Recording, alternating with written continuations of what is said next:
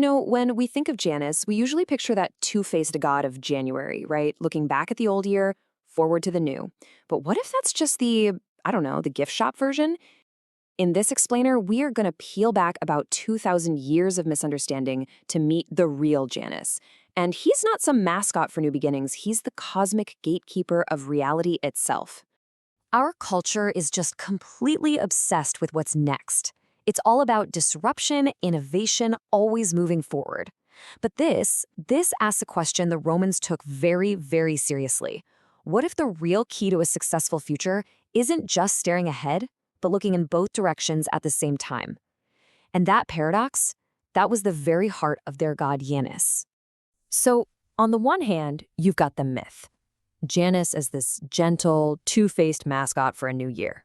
It's a nice, simple idea. But on the other hand, well, that's the reality. For the Romans, Janus was this primordial, cosmic power, a gatekeeper who didn't just watch time pass, he actually controlled its very flow. The difference is just staggering.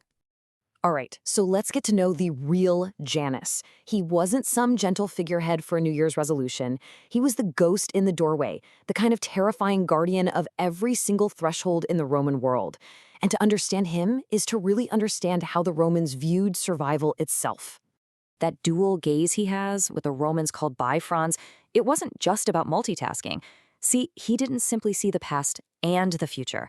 He actually embodied that razor-thin, electric moment between them, that tiny little point where the chaotic past solidifies into the uncertain future. He was the transition.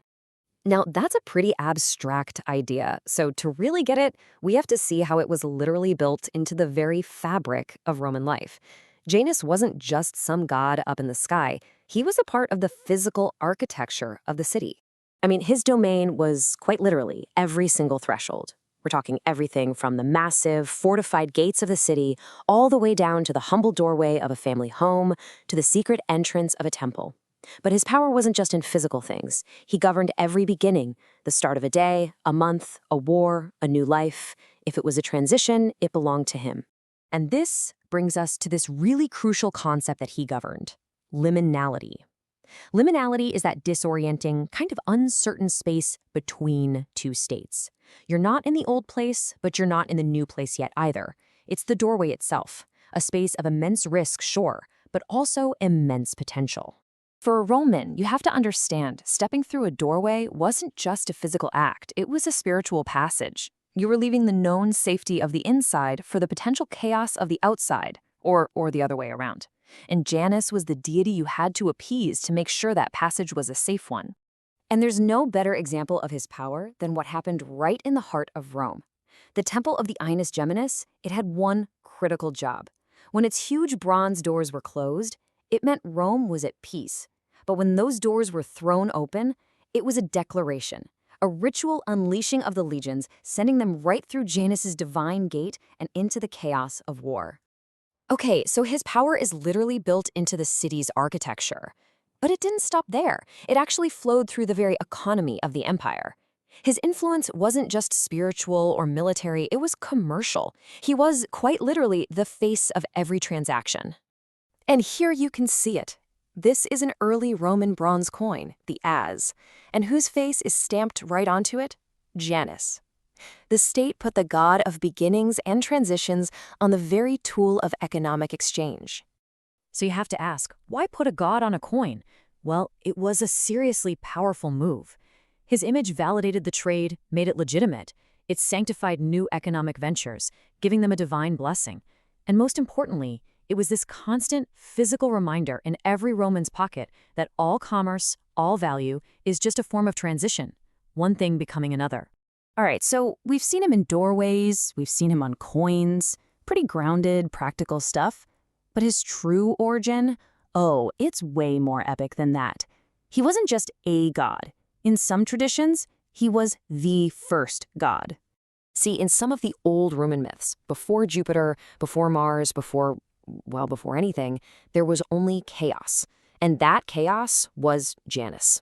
He was the primordial thing from which the elements, the world, and all the other gods eventually emerged. So he wasn't just guarding the gate. He was the gate. And that title, Gatekeeper of Heaven, yeah, that wasn't just for show, it was literal.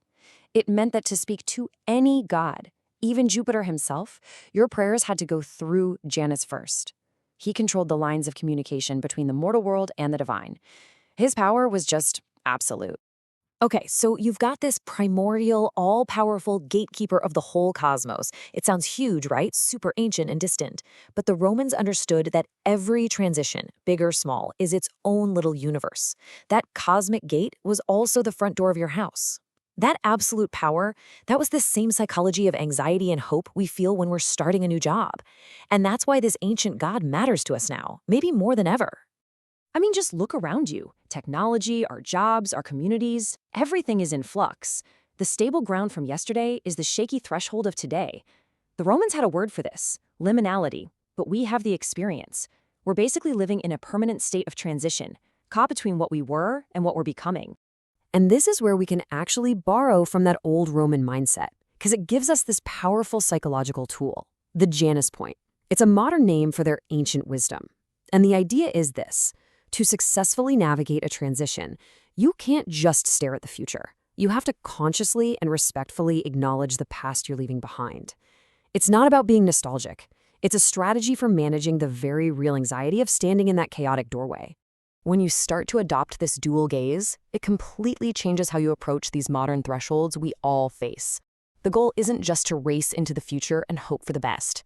Instead, you stand firmly in the present, and you look in both directions. You get context from the past, and you get purpose for the future. It's how you find your balance in the middle of chaos. So when you boil it all down, what Janus teaches us is that every ending is really just a threshold. It's not a cliff, it's a doorway. And the challenge he leaves for us is simple, but it's also pretty profound. As you stand in your own doorways of change, are you looking in both directions?